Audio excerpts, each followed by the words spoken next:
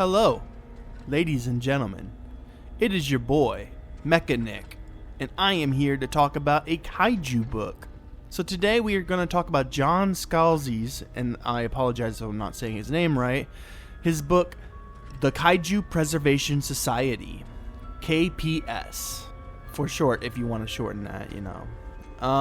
First I'm going to read you the description of the book, and then we'll go into depth about my review, and then we'll talk about some things that I liked. So without further ado, let's begin with this book description. So here's the synopsis. When COVID-19 sweeps through New York City, Jamie Gray is stuck as a dead-end driver for food delivery apps. That is until Jamie makes a delivery to an odd acquaintance, Tom, who works at what he calls an animal rights organization. Tom's team needs a last-minute grunt to handle things on their next field visit. Jamie, eager to do anything, immediately signs on. What Tom doesn't tell Jamie is that the animals his team cares for are not here on Earth. Not our Earth, at least. In an alternate dimension, massive dinosaur-like creatures named Kaiju roam a warm and human-free world. There's a misspelling here, but there's not a misspelling. My bad. I'm just being an idiot. They're the universe's largest and most dangerous panda, and they're in trouble. It's not just the Kaiju Preservation Society that's found its way to the alternate world. Others have too, and their carelessness could cause millions back on our Earth to die. So that is the synopsis. This book has about 66,365 ratings with 10,311 reviews. So this is probably the most popular book I personally have ever reviewed on my other channel. But I'm going to be reviewing it here on MechaNick, my first ever review / video on this channel. And let me just read you my quick review I wrote on for Goodreads. So here we go. Fun, funny, and action-packed story that I adored so much. Our main character was hilarious as they learn what it takes to be a kaiju preservationist.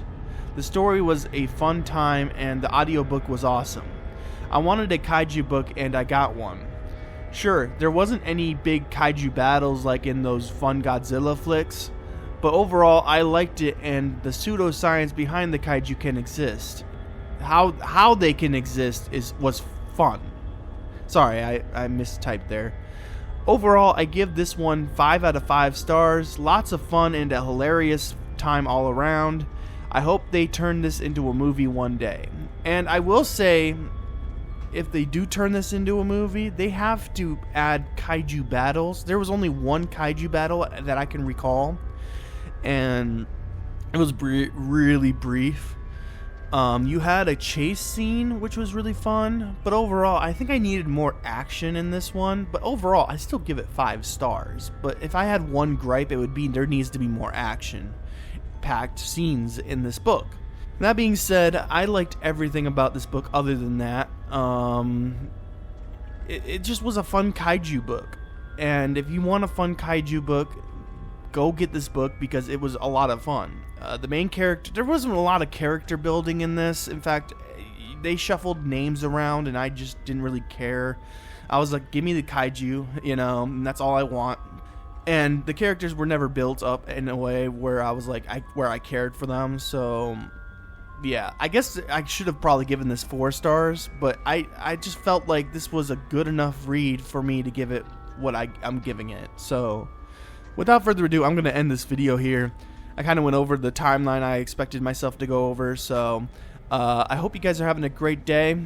I hope you have I have no idea what I'm going to make my outro for these videos, so right now I'm just brainstorming ideas. So I hope you kaiju lovers have a great night and a great day, or whatever it is for you. I gotta go, so peace out.